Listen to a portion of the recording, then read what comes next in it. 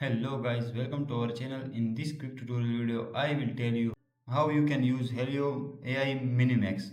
So for that, simply search on Google Minimax Hailuo AI. After that, click on that first website. Now we need to give our prompt here. So for example, I want to create a soccer player rolling ball in ground. After that, I will click on that 30 option. You guys can see on the right corner. Now we need to wait a little bit.